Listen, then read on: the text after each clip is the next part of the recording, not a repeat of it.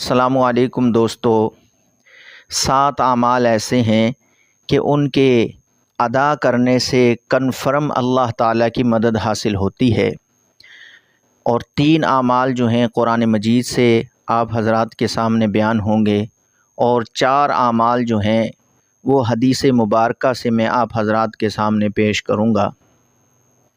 پہلا عمل جس سے کنفرم اللہ کی مدد حاصل ہوتی ہے وہ ہے استغفار، اپنے گناہ کی معافی مانگنا، اپنے گناہوں سے معافی طلب کرنا، اپنے گناہوں پر استغفار کرنا۔ جیسے اللہ تعالیٰ نے قرآن مجید کے اندر 29ویں پارے سورہ نوح میں ارشاد فرمایا ہے، فَقُلْتُ اسْتَغْفِرُوا رَبَّكُمْ إِنَّهُ كَانَ غَفَّارًا يُرْسِلِ السَّمَاءَ عَلَيْكُمْ مِدْرَارًا، کہ اللہ سے معافی طلب کرو، وہ بڑا ہی معاف کرنے والا ہے، اور بدلے میں کیا ہوگا؟ یرسل السماء علیکم مدرارا، وہ تم پہ تیز بارشیں نازل فرمائے گا، وَيُمْدِدْكُمْ بِأَمْوَالٍ وَبَنِينَ وَيَجْعَلْ لَكُمْ جَنَّاتٍ وَيَجْعَلْ لَكُمْ أَنْهَارًا، اور تمہیں باغ بگیچے لگا دے گا اور مال اور بیٹوں کے ذریعے تمہاری مدد فرمائے گا اور نہریں جاری فرما دے گا۔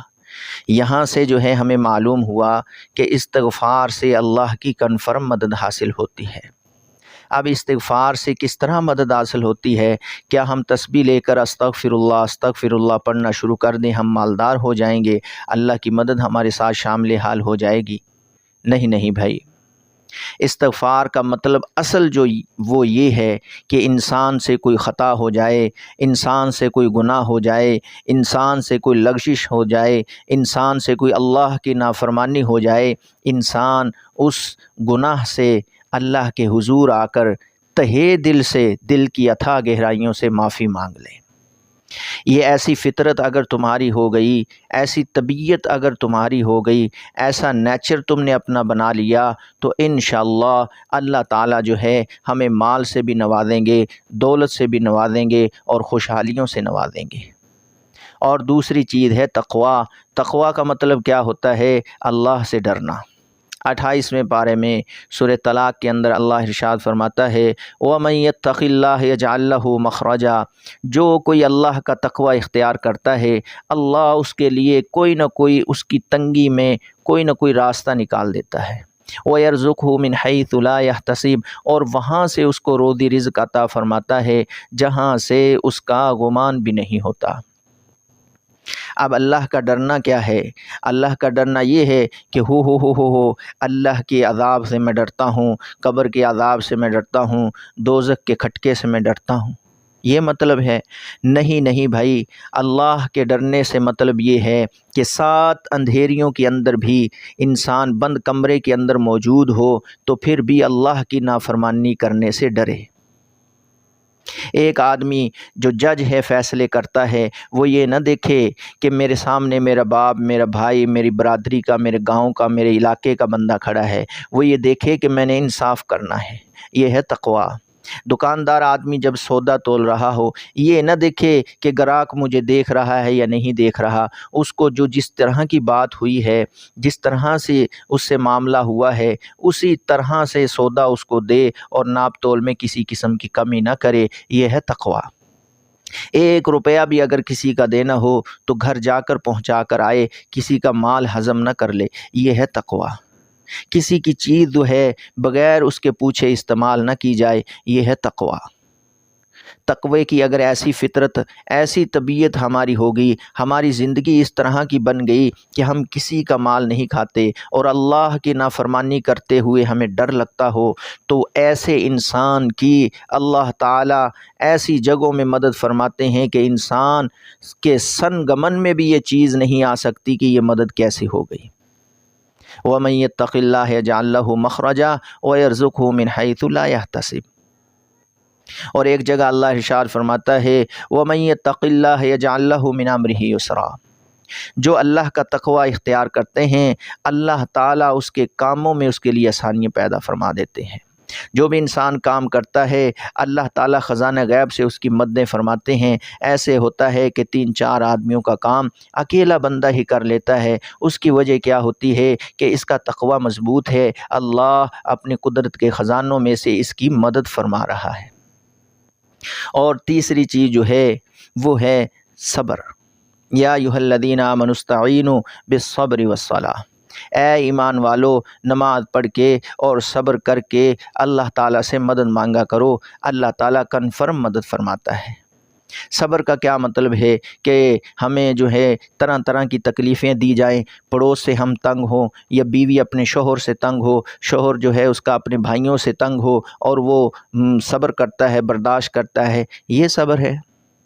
نہیں بھائی، اس کا مطلب یہ نہیں ہے، یہ صبر نہیں۔ صبر یہ ہے کہ تم اتنے مصروف ہو، بارات آ گئی، مہمان آ گئے، دوست آ گئے، احباب آ گئے، تمہارے اوپر مصروفیت کے بادل امنڈ آئے، اس مصروفیت میں بھی اگر اذان ہو جاتی ہے تو تم سارے کام کاج چھوڑ کر اللہ کی بارگاہ میں نماز پڑھنے کے لیے، اللہ کا حکم پورا کرنے کے لیے آ جاؤ۔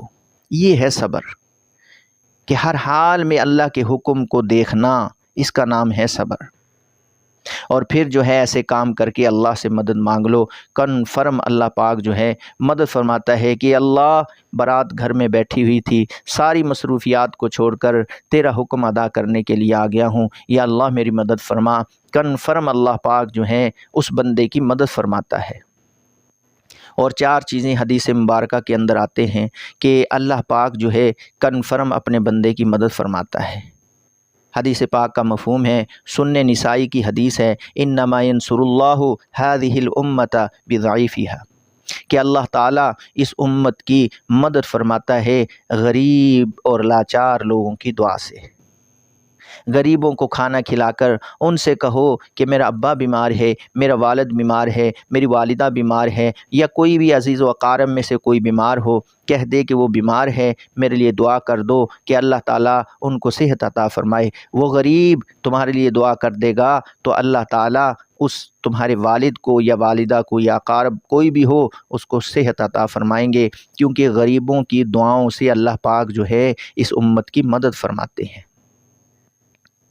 اور حدیث مبارکہ سے دوسری چیز، انما ینصر اللہ هذه الامة بضعیفها بدعوتهم، اور خود کی دعائیں، خود کی دعا کے لیے کچھ شرائط ہیں کہ انسان رزق حلال کھاتا ہو، خود دعائیں مانگنے کی عادت ڈالیں، یہ دعا انسان کی تقدیر کو بدل دیتی ہے۔ لمبی لمبی دعائیں ہوں، راتوں کو اٹھ اٹھ کر اللہ سے دعا مانگے، انشاءاللہ تقدیر کے ایسے فیصلے ہوں گے کہ زندگی کو اللہ چینج کر دے گا، تبدیلی لے کر آ جائے گا۔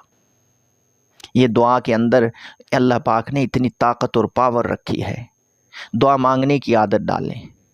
اور تیسری چیز جو حدیث مبارکہ سے اسی حدیث کے اندر، انما ینصر اللہ هذه الامة بضعیفها بدعوتهم وصلاتهم، اور نماز کے ذریعے، نماز کے ذریعے سرکار دو عالم صلی اللہ علیہ وسلم کو جب بھی کوئی ضرورت پیش آتی تھی تو نماز پڑھ کر اللہ سے دعا کرتے تھے۔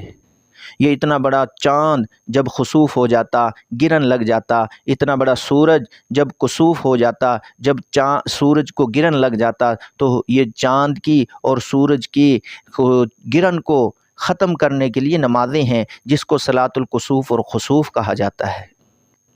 حضور اس نماز پڑھ کر دعا کرتے تھے، اللہ تعالیٰ اتنے بڑے چاند اور سورج کو درست کر دیا کرتے تھے، ٹھیک ہو جایا کرتا تھا۔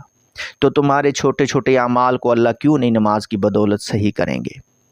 جب بارش کی ضرورت ہوتی تھی، قحط سالی آ جایا کرتی تھی، تو نماز پڑھنے کے لیے حضور سارے گاؤں والوں کو باہر لے کر جاتے تھے، اور جس کو جو ہے صلاۃ الاستسقاء کہا جاتا ہے، بارش مانگنے کی دعا۔